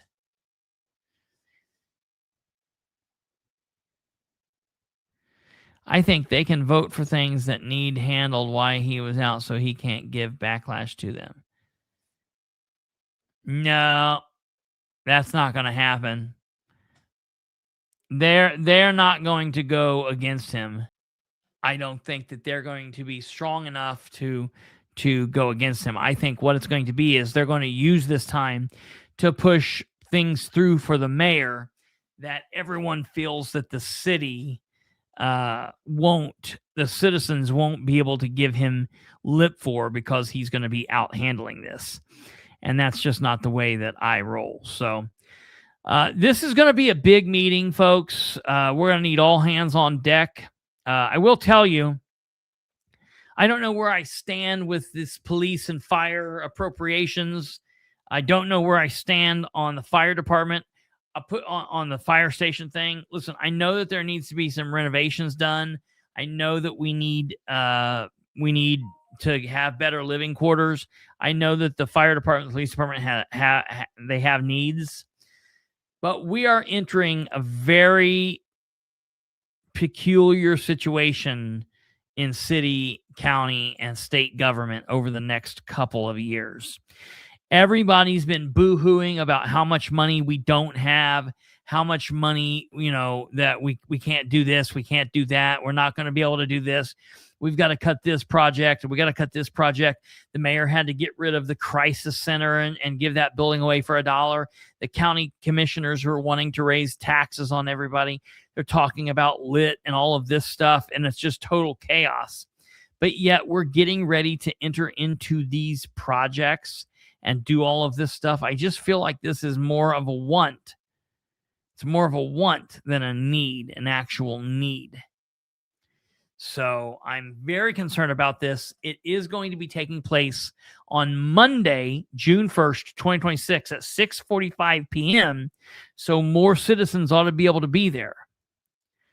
And we need to hear what's being said. I will tell them that if this fire department thing goes through, and if all this appropriation stuff goes through, while we, the citizens, might be mad and upset, the fire department will only have 3 people to thank.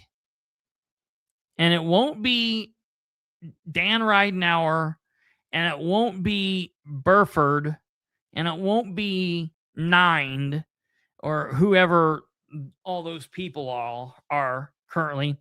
The fire department, if they get their wish, will only be able to thank Dennis Tyler, Eddie Bell, and Rachel Clark.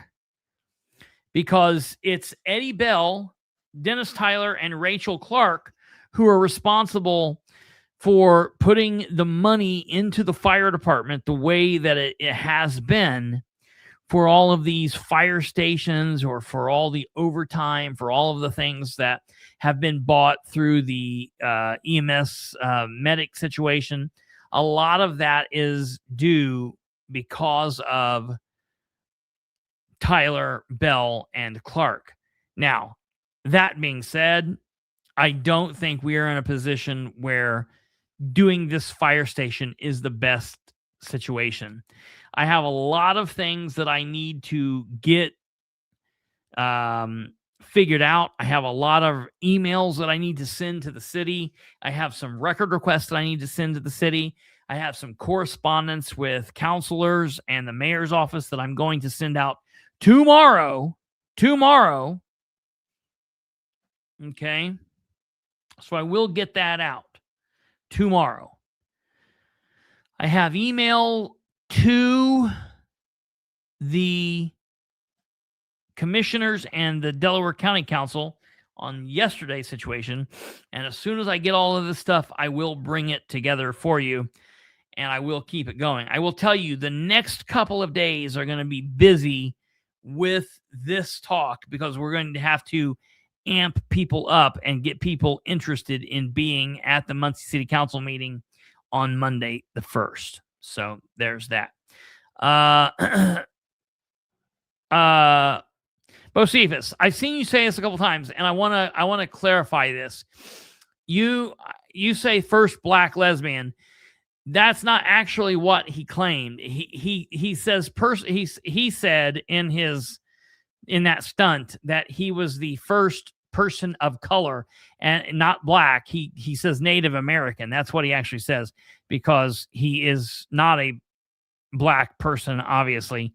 But he does have Native American heritage, which is why he says that.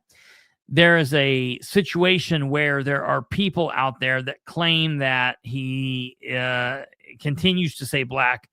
Ryan's shtick has been the first person of color lesbian, blah, blah, blah, blah, blah, just FYI. So whether you like that, you don't like it, or whatever the deal is, I'm just clarifying the record so the truth is out there, whether you believe it was right or wrong. She is definitely not black.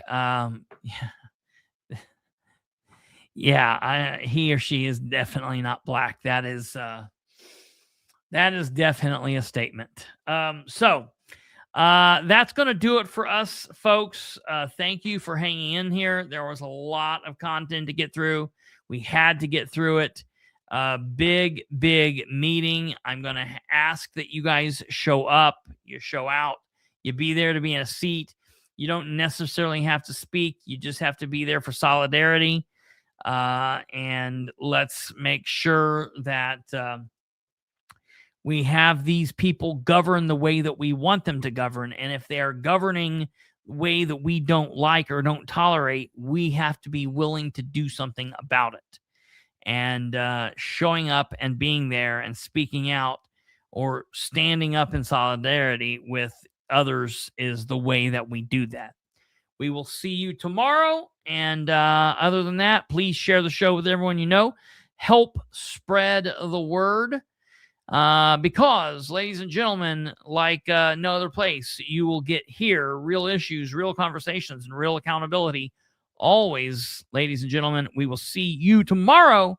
Take care. Good night. God bless. Goodbye.